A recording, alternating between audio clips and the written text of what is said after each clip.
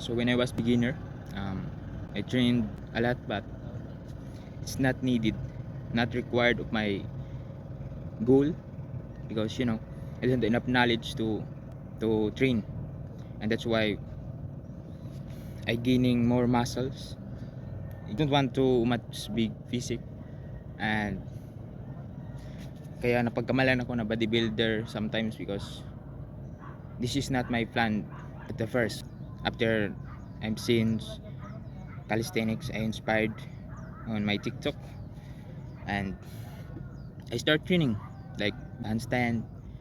I I balance the handstand, and after that, sabi ko pa na mas mahirap yung handstand. But when I explore planche, maltese, it's crazy. Very hardest skills of calisthenics, pelican, and etc. So that's it. So the importance, you should know the basics. You should know the step by step that you followed before you train your target skills. So that's very important. Train smart than train hard.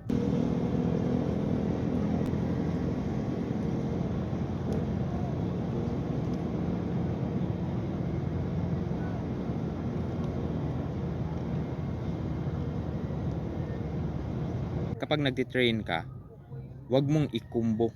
Alam mo ito ng mga pro or intermediate athletes ang sinasabi ko. Kasi hindi ka pumupokus sa isa lang na bahagi, hindi ka pumupokus sa isa lang na bagay, mahirapan ka talaga how i-manage yun. If kung may improvement man, sobrang bagal talaga.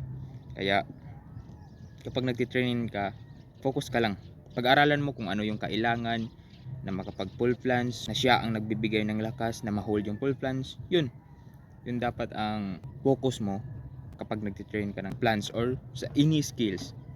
Kuha na yung point, diba? I hope na naintindihan nyo madalian. Let's go. That's it.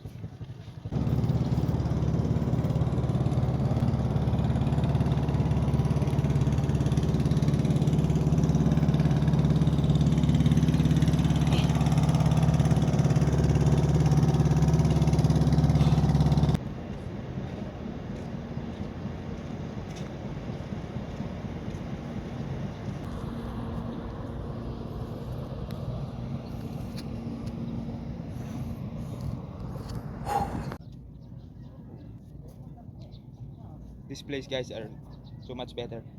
Yeah, it's peaceful in this time. Let's go.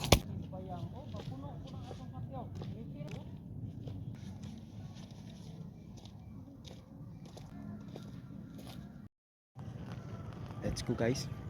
We're going back home because we're finished. Let's go.